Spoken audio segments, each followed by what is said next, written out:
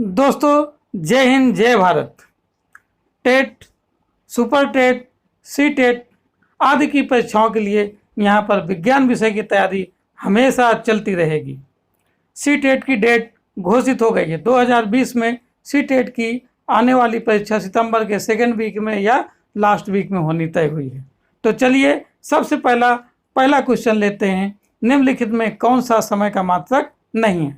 समय का मात्रक मतलब ऐसा कौन सा इन चारों में उत्तर है जिसको समय के द्वारा नापा नहीं जाता है, मापा नहीं जाता है। ठीक, तो वर्ष के द्वारा समय को मापा जाता है, मिनट के द्वारा भी समय को मापा जाता है, सेकंड के द्वारा भी समय को मापा जाता है, लेकिन प्रकाश वर्ष के द्वारा समय को मापा नहीं जाता। अर्थात जो आपका आंसर हो जाएगा वो कौन सा हो जाएगा? बी के साथ चला जाएगा, प्रकाश वर्ष। प्रकाश वर्ष के द्वारा दूरी मापा जाता है। ठीक स्टूडेंट, ओके।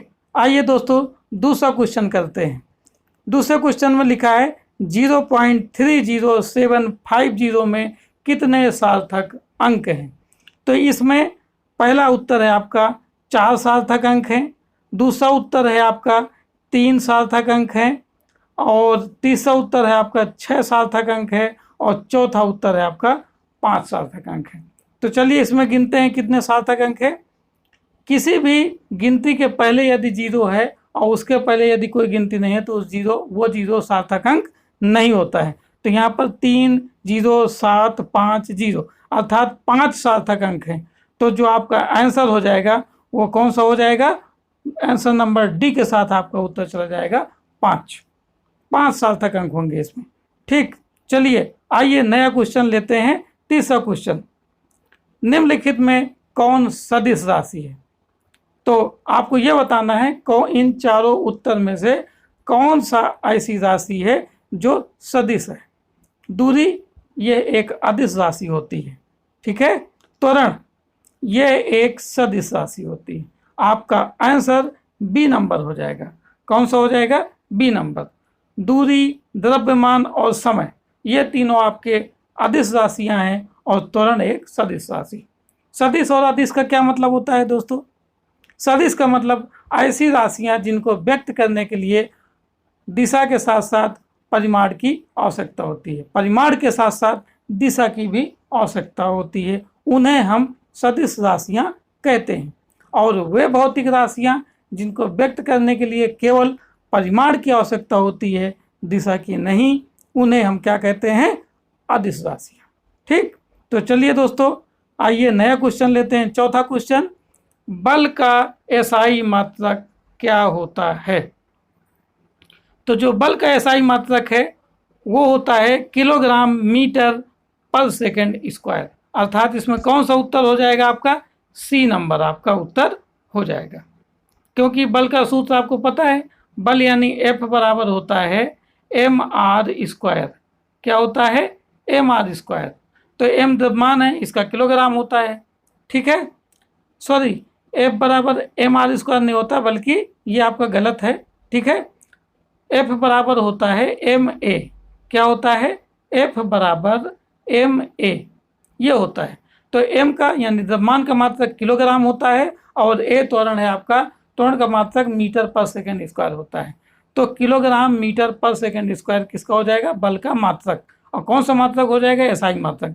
अर्थात जो आपका उत्तर होगा वो कौन सा हो जाएगा आपका? किलोग्राम मीटर पर सेकेंड स्क्वायर, अर्थात पहला उत्तर आपका हो जाएगा। ठीक, चलिए नया क्वेश्चन लेते हैं दोस्तों।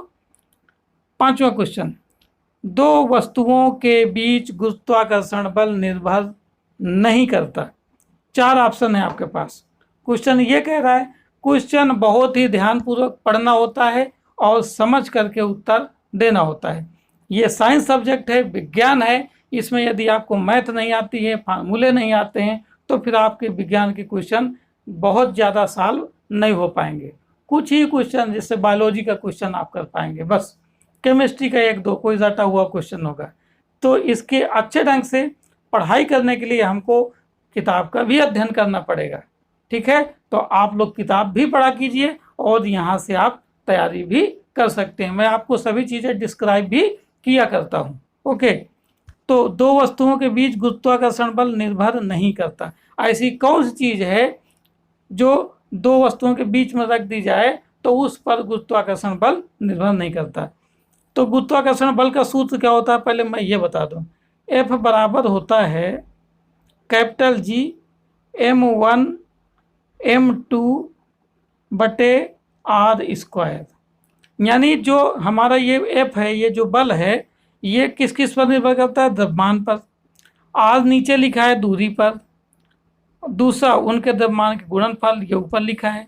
गुरुत्वाकर्षण नियतांक पर भी निर्भर करता है, जी भी लिखा है, और उनके बीच के माध्यम पर। इस सूत्र में माध्यम के बारे में कहीं भी कुछ नहीं बताया गया है, अर्थात जो आपका उत्तर हो जाएगा उनके बीच के माध्यम पर गुरुत्वाकर्षण बल निर्भर नहीं करता, अर्थात जो आंसर है आपका वो किसके साथ चला जाएगा, डी के साथ। ओके, चलिए मित्रों छठवें क्वेश्चन की ओर चलते हैं, पढ़ते हैं क्वेश्चन।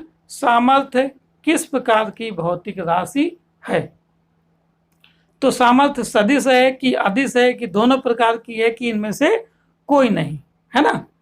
सदिश है कि अदिश है कि दोनों प्रकार की है या इनमें से कोई नहीं।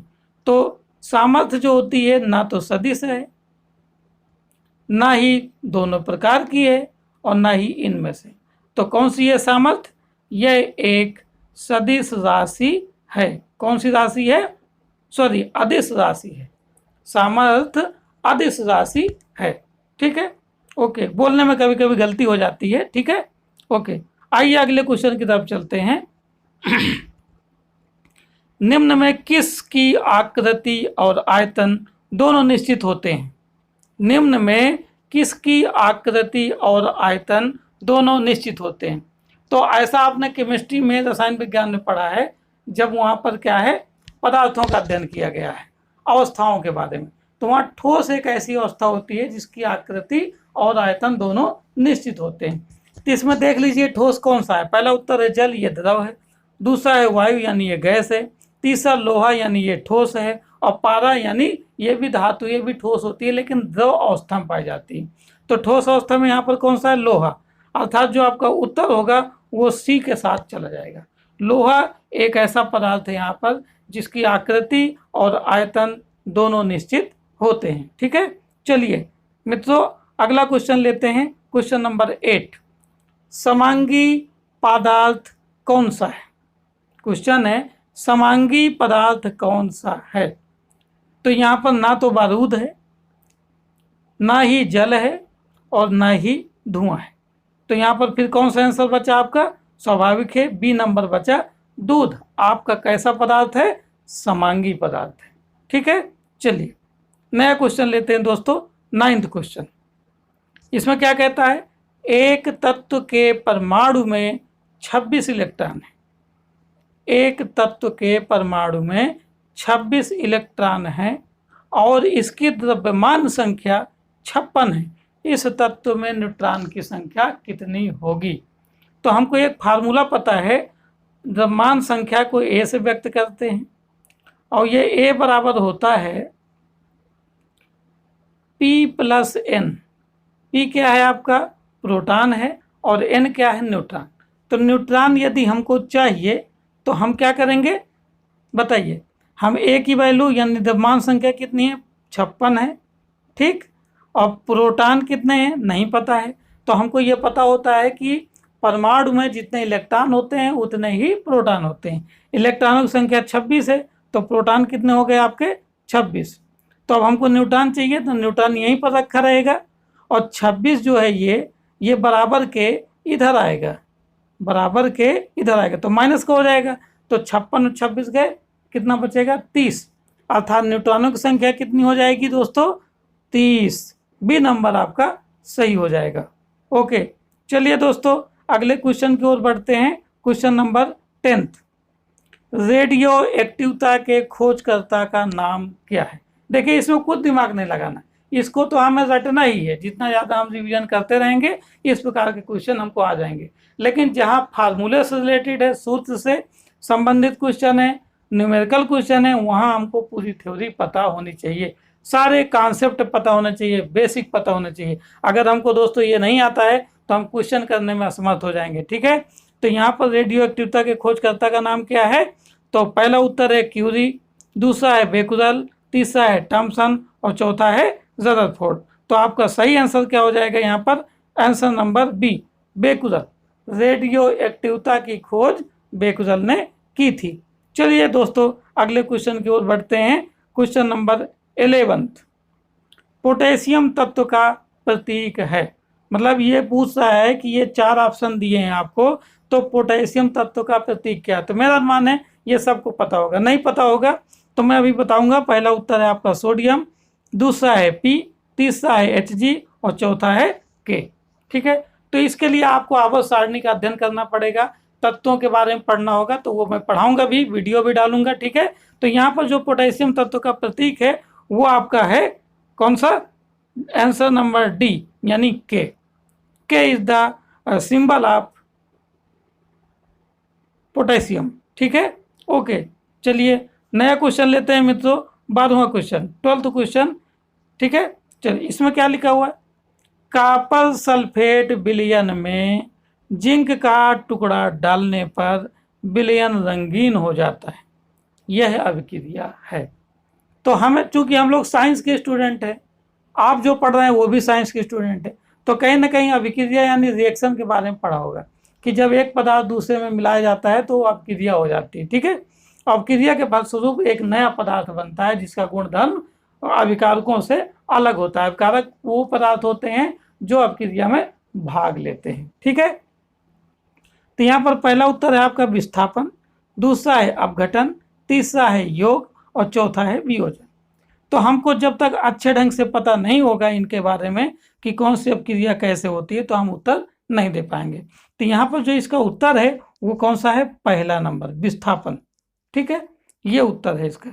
चलिए दोस्तों एक नए क्वेश्चन की तरफ आगे हम लोग बढ़ते हैं। 13 क्वेश्चन नंबर, ऑक्सीकरण अपचयन अपक्रिया में क्या होता है? ऑक्सीकरण अपचयन अपक्रिया में क्या होता है? पहला आंसर है ऑक्सीकारक ई माइनस लिखा है ना, ई माइनस का मतलब यहाँ पर इलेक्ट्रॉन से। तो ऑक्सीकारक क्या करता है? इलेक्ट्रॉन देता है, पहला क्वेश्चन आंसर हुआ। दूसरा है ऑक्सीकारक इलेक्ट्रॉन ग्रहण करता है, तीसरा है अपचायक इलेक्ट्रॉन देता है और चौथा उत्तर है आपका अपचायक इलेक्ट्रॉन ग्रहण करता है। तो आपका सही उत्तर कौन सा है इसमें? इसमें 2 उत्तर आपके सही है।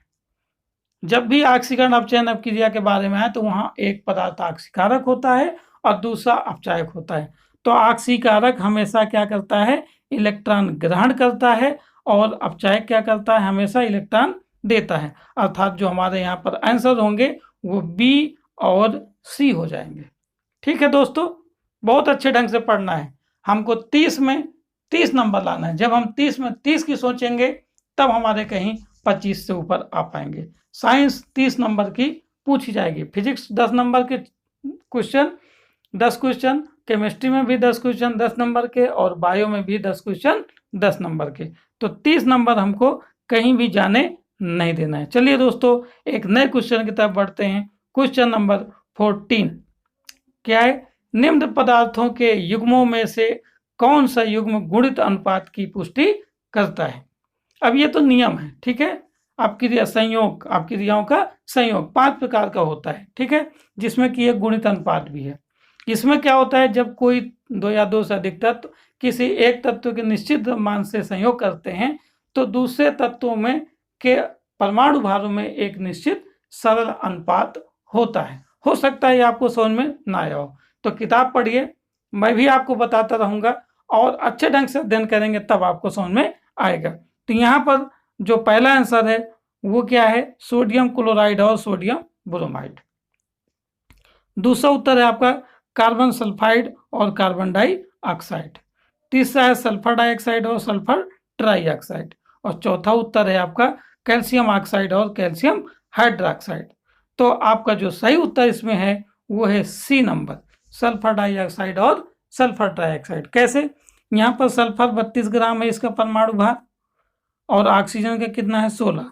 तो दोनों यौगिकों में सल्फर डाइऑक्साइड और सल्फर ट्राइऑक्साइड में सल्फर की मात्रा 32 है, यानी सल्फर के 32 ग्राम निश्चित भार में यहाँ पर ऑक्सीजन, सल्फर डाइऑक्साइड में ऑक्सीजन 2 यानी 16 ग्राम हो जाएगा इसका, और इसमें सल्फर डाइऑक्साइड में कितना है 3 ऑक्सीजन यानी 16 × 48 यानी 8 16 दूनी 32 और 48, ठीक है, कितना 48।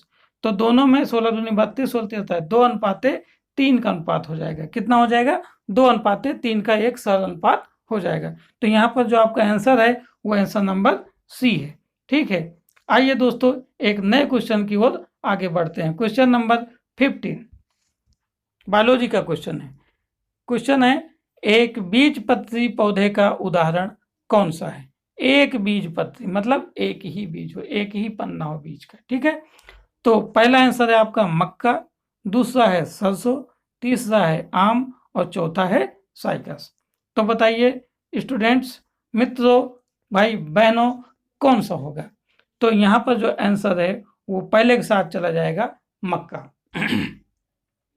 मक्का is the right answer of one बीजपत्री पौधा, ठीक है। एक बीजपत्री पौधे का जो उदाहरण है वो मक्का है।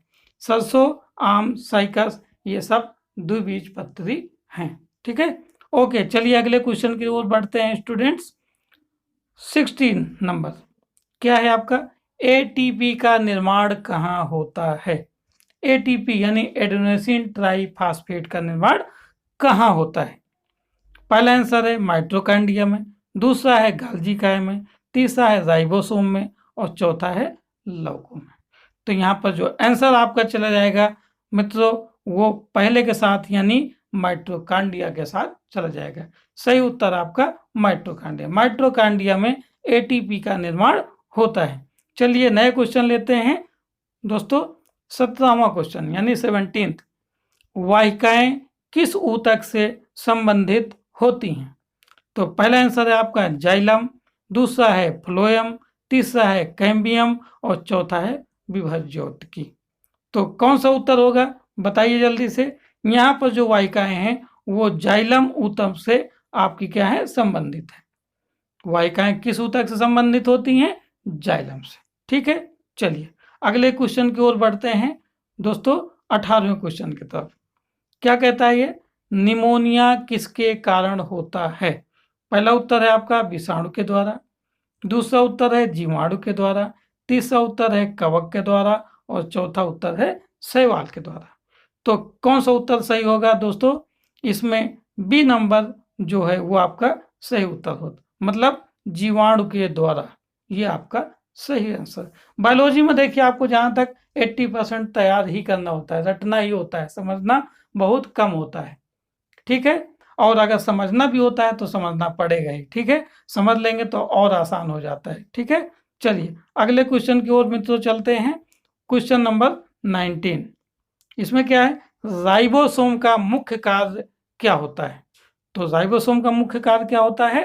पहला आंसर है आपका प्रोटीन संश्लेषण, प्रोटीन का बनाना, या प्रकाश संश्लेषण, या दूसरा है प्रोटीन संश्लेषण, तीसरा है श्वसन और चौथा है वसा संश्लेषण। तो बताइए मित्रों कौन सा उत्तर होगा इसका। इसका उत्तर होगा बी नंबर, प्रोटीन संश्लेषण। राइबोसोम का जो काम होता है मुख्य कार्य वो प्रोटीन संश्लेषण मतलब प्रोटीन का निर्माण करना होता है। चलिए दोस्तों अंतिम क्वेश्चन और 20वें क्वेश्चन की तरफ बढ़ते हैं। इसमें गुणसूत्र बने होते हैं, मतलब गुणसूत्र किसके बने होते हैं, किस चीज से बने होते हैं। पहला आंसर है आपका डीएनए, दूसरा है आरएनए, तीसरा है डीएनए व आरएनए और चौथा आंसर है आपका डीएनए व हिस्टोन। सोचिए बताइए, आपने पहले पढ़ा होगा, पहले वीडियो मैंने पढ़ाया था कि जो गुणसूत्र बने होते हैं डीएनए व प्रोटीन के बने होते हैं। तो इसमें कहीं पर उत्तर आपका, इन चारों में कोई भी उत्तर आपका डीएनए और प्रोटीन का नहीं दिया हो, तो फिर कौन सा उत्तर होगा। तो चलिए मैं आपको बताता हूँ। यहाँ डीएनए व हिस्टोन लिखा है, तो जो हिस्टोन है वो एक प्रकार की प्रोटीन ही है जो कि माइटोकॉन्ड्रिया में होती है और श्वसन क्रिया को क्या करती है, कंप्लीट करवाती है। अर्थात जो हमारा आंसर हो जाएगा वो डी के साथ चला जाएगा, डीएनए व हिस्टोन से गुणसूत्र बने होते हैं। तो आज का सेगमेंट यहीं खत्म हुआ दोस्तों। विज्ञान की तैयारी इसी प्रकार यूं ही चलती रहेगी, सारे कॉन्सेप्ट क्लियर होंगे, आपको सारे क्लियर करवाए भी जाएंगे। तो आप हमारे चैनल के साथ लगातार जुड़े रहिए और वीडियो अच्छा लगे तो शेयर और सब्सक्राइब भी करते जाइए। ठीक है, ओके, धन्यवाद, सत श्री अकाल, जय हिंद, जय भारत।